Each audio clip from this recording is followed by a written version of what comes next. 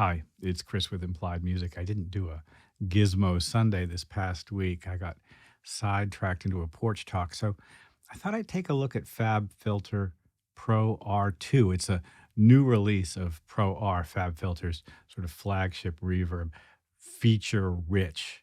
This thing has it going on. We'll put it through, its paces with strings, vocals, some drums, some solo winds, and then piano. And then I'll just sort of show you how I use it. Well, let's jump in.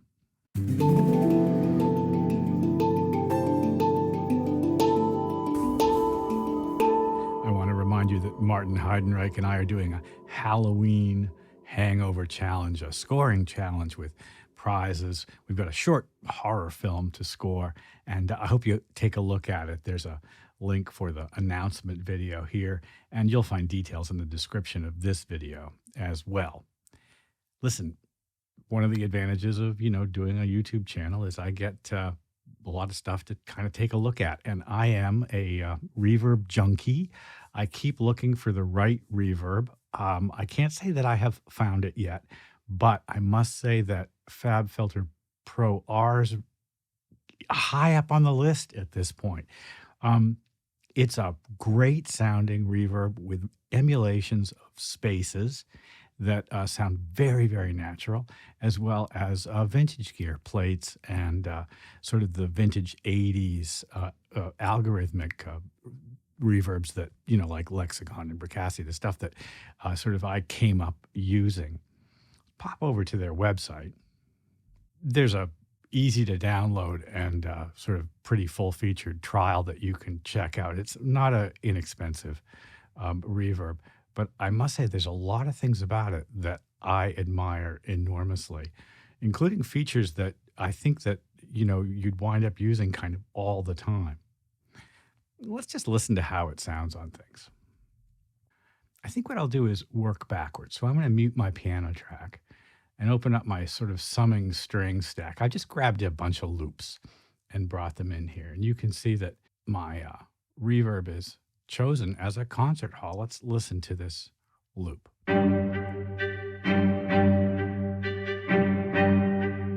This is with the reverb on, and I'm going to mute it. Here we go. Very dry.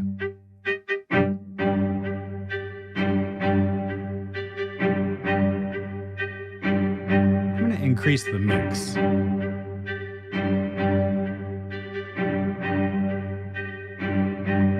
And to my mind, it still sounds very live and quite realistic, even at 100%. Now, one thing we can do with orchestral reverbs especially, or big halls, is check the distance. So I'm going to roll this again, and we're going to play around with the distance. Increase the mix so it's a little clearer.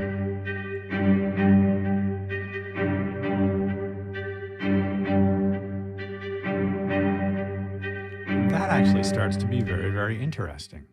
Listen, one of the big features of this reverb is this space knob right here in the middle. And FabFilter now loads impulse responses, but I don't think technically it's an impulse response reverb. It's creating models, and you can easily just click on smaller to larger spaces. I think this is supposed to be a little church down here.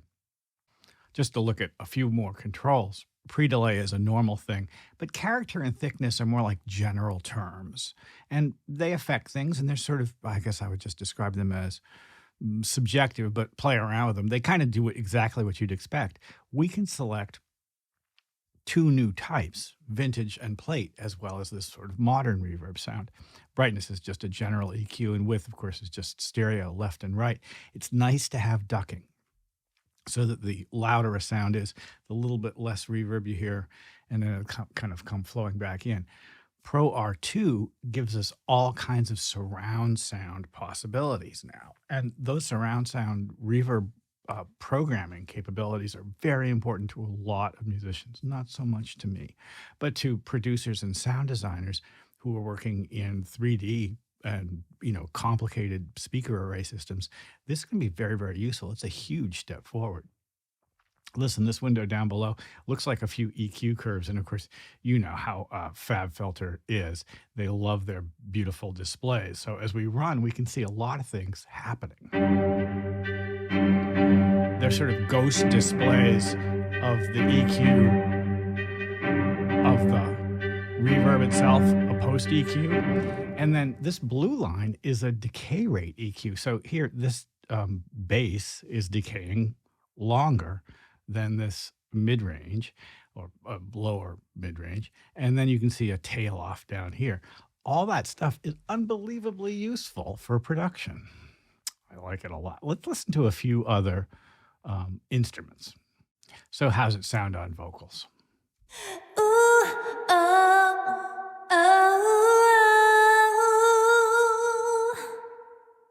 oh, oh, I'm curious to hear what it sounds like with a plate.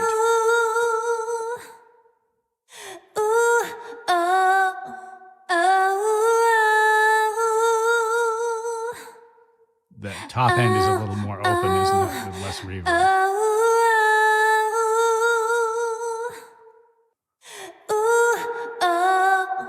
Yeah, that's a big difference.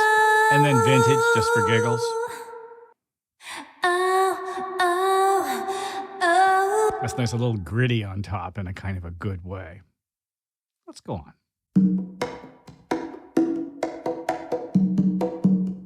And here I've picked a smaller room, percussion studio. Listen to the mix.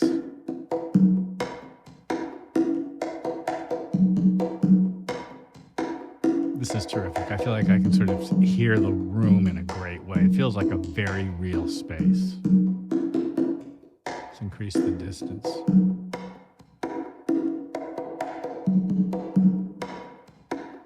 And then the other direction.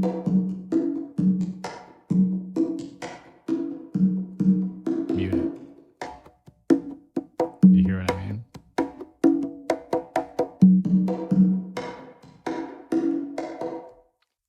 Reeds and things like that need reverb, especially sampled ones. Oh my God. But this is a recording of a clarinet.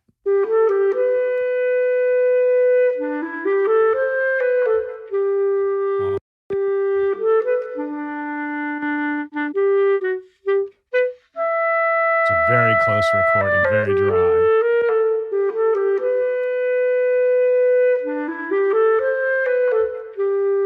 And this too, you can really take the mix quite high and still have a very lively, real sounding performance. I think that has a lot to do with the EQ built into the reverb. It's, I think, quite powerful. How's it going to sound on saxophone? I suppose we should try it.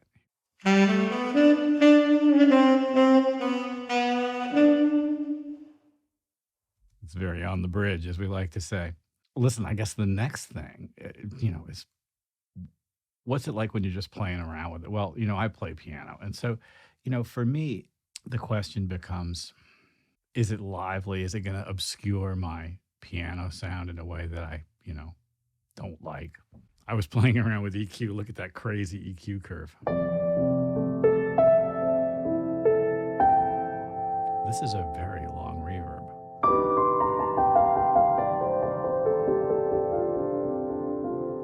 I haven't got the ducking turned on, but the width is quite wide. Should we turn up the ducking?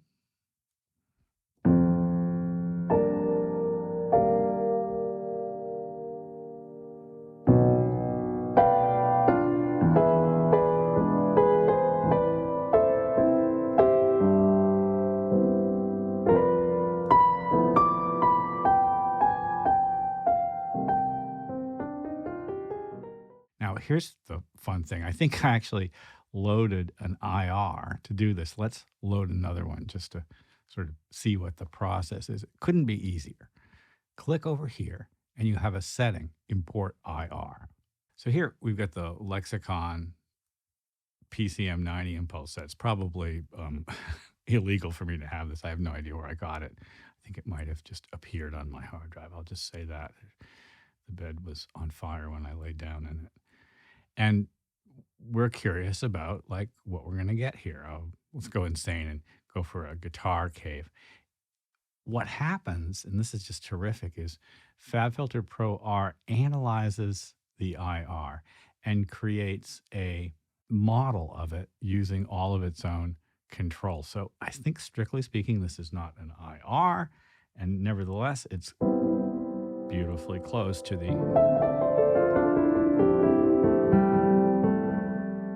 original IR. The pre-delay is so high, you hear the wall of the cave. And, you know, we've got all kinds of other controls we could now apply if we wished, or we could say, you know, that pre-delay is, I hate it. I want more like 28, and I want a bigger version of the same thing.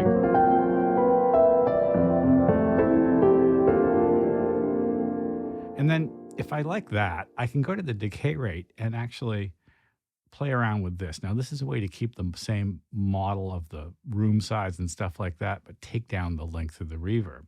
And this might be a useful way to get a kind of a saturated big sound that doesn't hang around too long.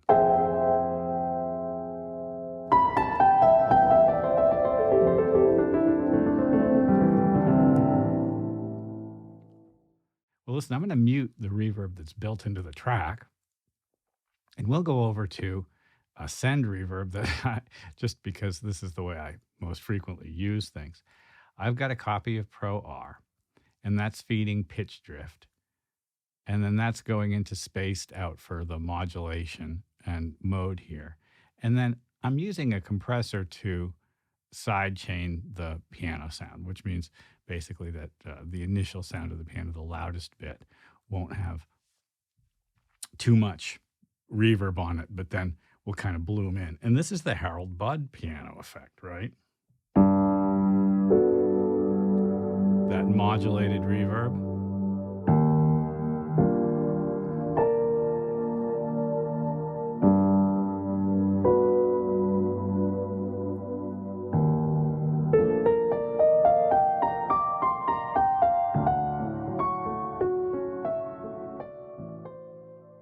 I do wish that there was some kind of modulation built into Pro R2. This is the sort of like one thing that would be super useful to me. A little bit of pitch drift, a little bit of stereophizing delay, but hey, listen, I can easily just put it on an aux and get that for myself. FabFilter's got a great reverb here, and as always, the feature set on the plugin itself is very thorough. And you know, it's just a beautiful looking thing too. Also, this is one thing you always love with FabFilter. You just click this little square here and boom, goes up to the whole window. I'm really kind of impressed with this reverb. It's super clean, sounds great in the headphones. You can push it really far. You can push the mix all the way over. You can really go all the way out to the end of some of these controls and still get useful sounds. I guess I didn't mention there's auto gating and just a whole bunch of features, which is probably well worth looking at the website in order to catch up with them. Hey, it's a no-brainer to download it and try it out. And if you already have Pro R, Pro R2 is definitely your next step. No question about it. I hope this has been useful. Don't forget about the Halloween Hangover Challenge. And I'll see you next time.